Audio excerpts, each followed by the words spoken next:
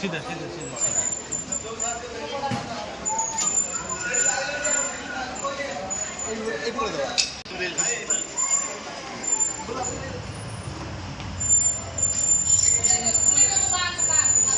এই 28 নম্বর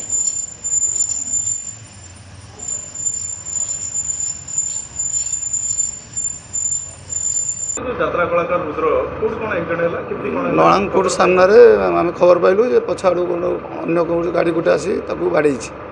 ବାଡ଼ିଲା ପରେ ସେ ସିରିୟସ୍ ହେଲା ପରେ ମୋତେ ଫୋନ୍ ଆସିଲା। ତାପରେ ତାକୁ 108 ଆମ୍ବୁଲାନ୍ସ ଆଣିକି ଭଦ୍ରକ ମେଡ଼ିକାଲରେ ପହଞ୍ଚାଇଲେ। ଆମେ ଆସି ପହଞ୍ଚିକି ତାକୁ ବର୍ତ୍ତମାନ ଟ୍ରିଟମେଣ୍ଟ ଆରମ୍ଭ କରୁଛୁ। ଆଉ ମାନେ କ'ଣ ଖବର ସେ ଭୁବନେଶ୍ୱରରେ ଯାଉଥିଲେ। ସେ ଭଦ୍ରକ ରହିବା କଥା ଅଛି। ଭୁବନେଶ୍ୱର ଆଜି ଅଫ୍ ଅଛି ବୋଲି ଭୁବନେଶ୍ୱର ପଳାଉଥିଲା। ତାର ଗାଡ଼ି ଟିକେ ପ୍ରୋବ୍ଲେମ୍ ଥିଲା, ଗାଡ଼ି କାମ କରୁଥିଲା ତ ସେଥିପାଇଁ ଭୁବନେଶ୍ୱର ଯାଉଥିଲା। ପାଟି କୋଉଠି ପଡ଼ିଛି?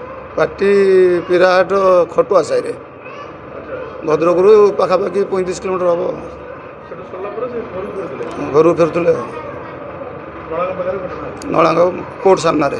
ଆଚ୍ଛା, ବର୍ତ୍ତମାନ କ'ଣ କଣ୍ଡିସନ୍ କେମିତି କ'ଣ ଅଛି? ତାର ପଛ ମାଡ଼ ହେଇଛି, ଗୋଡ଼ ବି ମାଡ଼ ଟିକେ ହେଇଛି, ଜଙ୍ଘ ମାଡ଼ ହେଇଛି। ପେନ୍ ତ ବହୁତ କରୁଛି। ଏକ୍ସରେ ରିପୋର୍ଟ ଆସିଲା ପରେ ଜଣାପଡ଼ିବ କ'ଣ ହେଇଛି ନାହିଁ।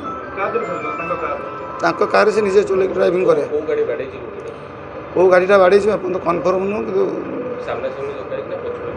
ପଛରୁ ବାଡ଼େଇଛି ବୋଧେ କି ସାଇଡ଼ରେ ବାଡ଼େଇଛି, ସେଟା କନଫର୍ମ ନୁହଁ।